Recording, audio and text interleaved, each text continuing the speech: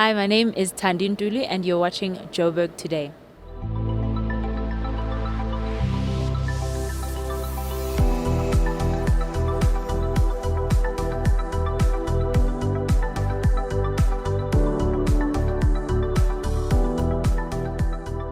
The MMC for Economic Development, Lawrence Khoza, has been on a number of economic site tours over the last couple of months.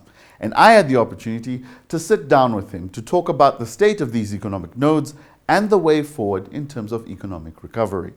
MMC Khoza, it's great to have you on the show. Now, you've been on the road for quite a bit, visiting all our economic nodes, or a majority of them thus far. What have you discovered as a result of your site visits? No, thank you very much. It's good to be here again. Let me start by saying, we undertook these visits because we wanted to reignite the economy. What we've established is that, firstly, that the business community in Joburg is very resilient.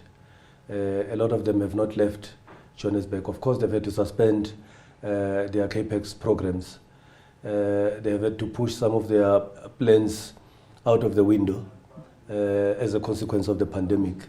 But a lot of them still want to invest, and they still want to create jobs. They still want to expand their businesses. What we've established in the main is that in most of our manufacturing sites, the power problem is quite serious because these guys often operate for 24 hours, and erratic power supply is not conducive for the manufacturing sector. And a lot of it is as a result of illegal connections, but also not enough power being made available to deal with the demands of manufacturing and the illegal connections. So we're going to deal with the power problem. We're going to deal with enforcement to ensure that the right environment is created for the manufacturing sector. The other things, of course, that we established, one was crime, the other one was crime, that you can't operate a business in an area that is dirty, in an area that is not free of crime. So those are some of the things that we're looking at. How will the impact of the pandemic create the need for you to refocus in terms of the application and the utilization of these economic nodes and their facilities as well? Let me start by saying it's good to have this interview here because I think you guys are using digital platforms. In fact, one of the things that we've observed is that even before the pandemic, there was talk of creating smart cities going forward. If anything, the pandemic has shown us that we need to act with speed in that regard. I mean, we lost out on investment because we could not take development applications digitally. So people would have had to come to our centers, and that was not possible with the regulations. So going forward, obviously, we would have to operate in a different manner. I think that we'll have to automate a lot of our processes, and we think for us it's important. I mean, if you look at the pandemic, of course, it has visited great damage on our businesses, and what we are seeing right now is that the businesses themselves are having to rethink how they do business. And the same applies to the city as well. How to offer services better? How do we redirect our resources? Obviously you want to redirect your resources to areas that would give you economic growth, that will foster economic activity. And we think that for us is important. Normally when you have these problems, you see cranes, you see infrastructure, it creates confidence. And that's the magic word, confidence. Business operates on confidence. And we think that with the infrastructure rollout that we have, I think that we can create confidence into the market. Now, given limited funding geared towards development, what becomes your priorities?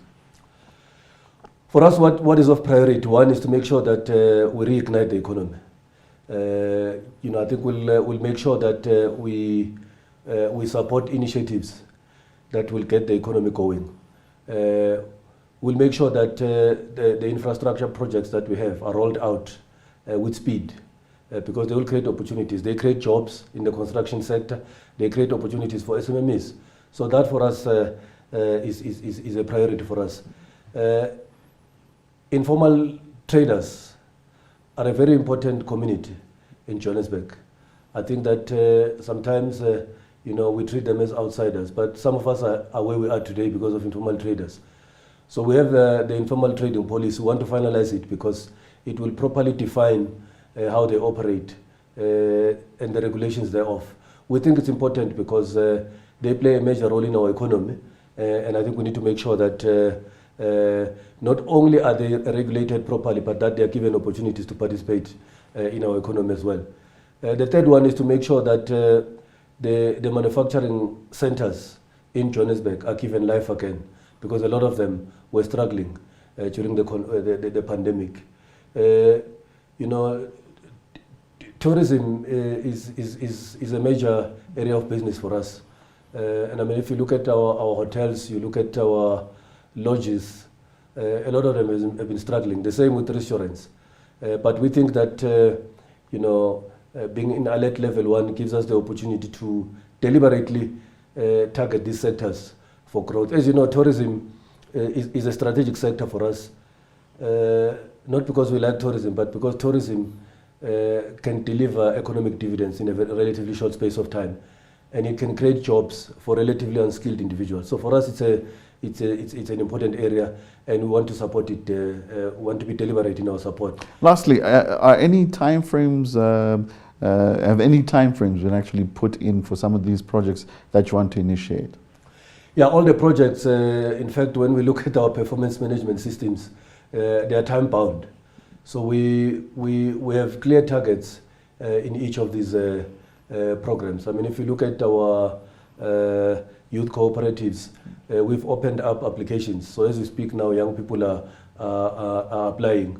So all these programs are time bound because we think that the situation, if not arrested, would make life very difficult for our people. And we think that as the political leadership in Joburg, we would not allow that to happen. We need to be very aggressive.